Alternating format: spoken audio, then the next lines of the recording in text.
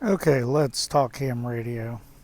There's a new FCC Doge guideline getting talked about, and people are getting all upset. Document number, it doesn't really matter. They're going to do what they're going to do. Quit crying. So, us ham radio operators, we have been doing things that are killing our craft, and we think we're doing better, but we're not. Old equipment. Old equipment didn't have any tracking. It didn't have any digital blueprint. It didn't have anything that was needed.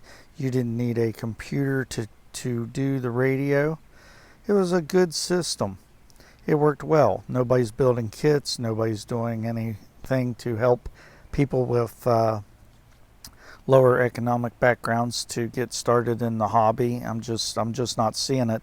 Then you get a bunch of old timers that get out there and they get on their radio, and they're a radio station. They're supposed to be telling people their call sign every 15 minutes probably. I'd have to check the guidelines. I've forgot by now, but anyhow, put in your call sign so people know who you are, and leave a gap between your conversations so the other hams might be able to join in, and people just walking all over the radio and not inviting anybody in.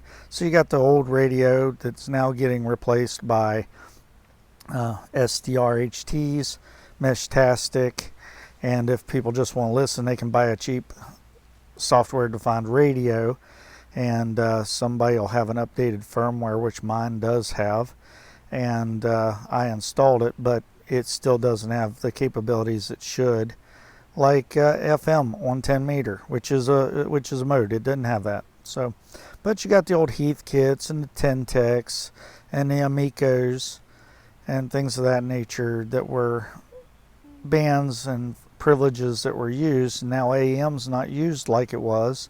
You get on shortwave and the radio bands are dead.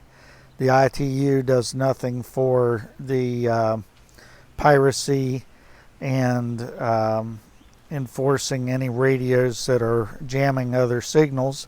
So, they don't have any teeth, so they're not doing anything. Nobody's enforcing the FCC and guidelines on how long you need to be on there and what the ham licenses are. And then they charge a bunch of money for your privilege. And then when there is an emergency, nobody's helping out like they should. So this is why ham radio is getting a bad rep.